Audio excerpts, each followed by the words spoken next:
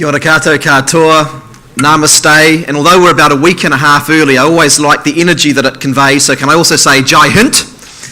And ladies and gentlemen, thank you for the opportunity to speak here today. Can I just start first with a few acknowledgements to Robert Barker, to Barv Dillon and the rest of the executive members of the New Zealand-India Business Council, to High Commissioner Coley, to parliamentary colleagues. I'm not sure if Honourable Todd McClay is still here, but any other parliamentary colleagues that may still be here.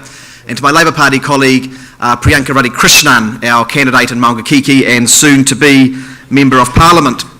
And in rounding off those acknowledgements, I couldn't not make an acknowledgement to a dear friend who, of course, is not here, and that's Wenceslas Anthony, who was, of course, an influential and extremely important member of the India-New Zealand Business Council and was the first chair of the Council of Indian origin, and someone who many of us in this room knew.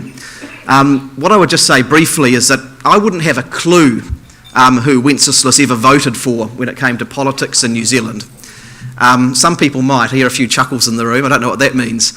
But he was someone who, whenever I was at a function or a meeting with, I would always seek out to talk to.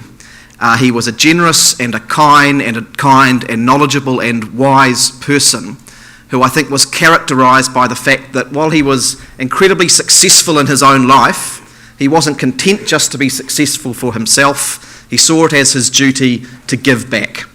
I know that we will keenly be missing his presence here today, but I think his example can inspire us as we move forward.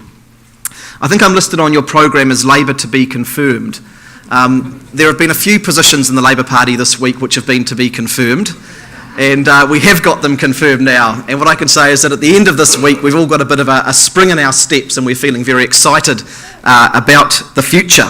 There's a saying that a week is a long time in politics, and we feel that things have really changed, and we look forward to this campaign.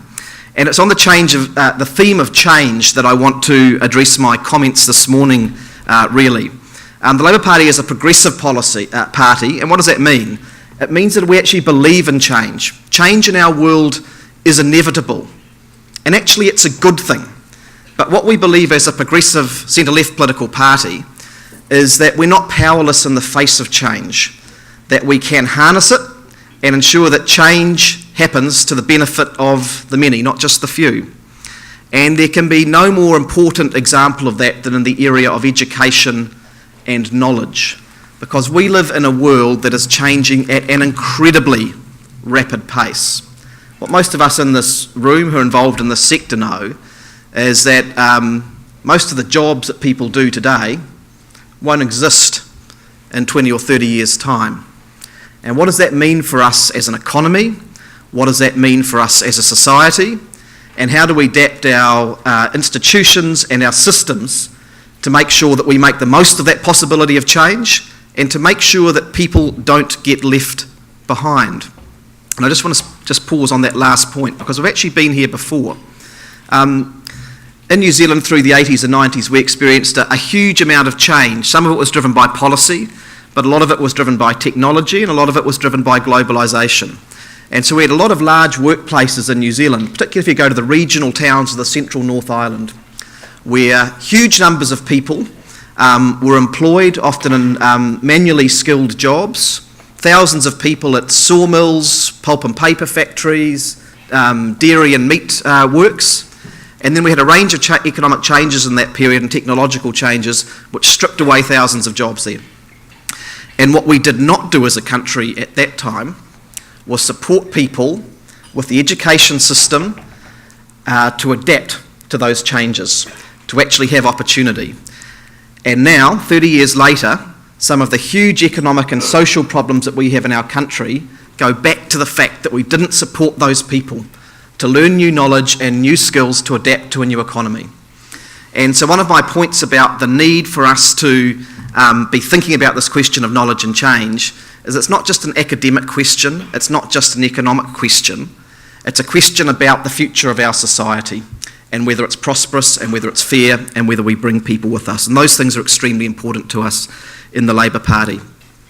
The particular thing that I want to comment on is a project that Labour Party finance spokesperson Grant Robertson launched a couple of years ago and which concluded last year, called the Future of Work Commission. My view is that in our world of politics, we're often focused in a very short-term way. As politicians, we've got an election, 7 weeks away or 3 years away at the most. And that shapes the way we think and the policies we look at sometimes. And I think in a small country like New Zealand, that's a problem. We've actually got to be looking ahead 5, 10, 20, 30 years. That's what the most successful countries in the world do. And the Future of Work Commission was about doing exactly that. It was saying that work is changing because of technology, because of globalisation, because of changing practices. And we can see it happening now. So what do we do about that? How do we actually harness that change for the benefit of people and to build a strong and resilient economy? And our answer, when you boil down the key conclusions that we came to, and we consulted with a huge number of people across different parts of New Zealand society, it came down to knowledge and education. That's what it came down to. Equipping people and businesses with the skills that they need to adapt and thrive in a changing world. And so we had some key things that came out of that. Opening up the possibilities of tertiary education and the opportunities it provides to every single person. The notion of lifelong learning. We shouldn't just think about education and the acquisition of knowledge as being something that starts when you're 5 and finishes when you're 20 at university or tech. Education and knowledge needs to be something that we adapt people to across the course of their working lives. So we've launched a 3 years free tertiary education policy, which means that across the course of someone's working life, they can access 3 years free tertiary education. That could be at the beginning, but it could be someone who goes into a manual job out of school, and maybe that technology means that job doesn't exist in 15 years' time. What does that person do? Well, under our policy, they'll have the ability to access 3 years free tertiary education so that they can adapt to new technology and new ways of doing things. We've set up a policy as a result of the Future of Work Commission to provide entrepreneur grants. We know that New Zealand is one of the most entrepreneurial cultures in the world. People have good ideas, they want to commercialise them and turn them into successful businesses. However, what we also know is that we have one of the highest rates of small business failure in the world. The vast majority of small businesses in New Zealand fail after 1 or 2 years, sadly. A huge waste of time and opportunity and talent. You're never going to have 100% of them succeed, but we can do better than that. So these small entrepreneurial grants that we will give to young people will give them access to the capital that they need to really get their businesses off the ground and turn their knowledge and ideas into something that creates jobs and wealth for our country. In the area of lifelong learning, we're keen to reinstate adult community education, something that was cut by the current government about 8 years ago in their first budget. We want to give every single person the opportunity in New Zealand, maybe later in life, maybe it's a mum who's been raising her kids for the last 10 or 15 years, been out of the workforce and wants to have a gentle way to pick up some new skills. Well, under adult community education, you can go down to your local school and start to pick up some skills which get you back into the workforce and get your brain ticking again. We want to set up every single young person at secondary school with a career plan through a major reform of the careers advice system in New Zealand, which just isn't doing what it needs to at the moment. And finally, we will guarantee that every single worker who is displaced, whose job is displaced by technology, will have access to training and education so that they can adapt. The final comment I just want to touch on is in the area of international education, which I know will be of great interest to many people in the room who are active in that sector. And something that the Labour Party has, of course, been speaking about recently, and also want to acknowledge Grant McPherson, who I think offered some very useful comments in that area before. And in the Labour Party, we absolutely endorse a strategy of moving from volume to value as a general economic strategy, but also in this space. Labour's very proud to have launched New Zealand's international education export industry back in 1989, when Phil Goff was the Minister of Education. Of course, as we know, it's grown to be a $4 billion industry.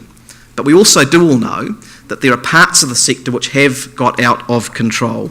We have experienced fraud, low quality courses and stories of student abuse. And that often happens in sectors where you get a ballooning of numbers.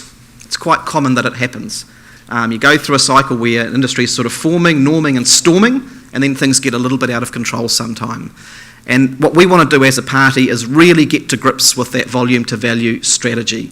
Absolutely reinforce New Zealand's reputation for providing the highest quality export education sector in the world. We're never going to be able to provide the most, in any sector in fact, but we can provide the best.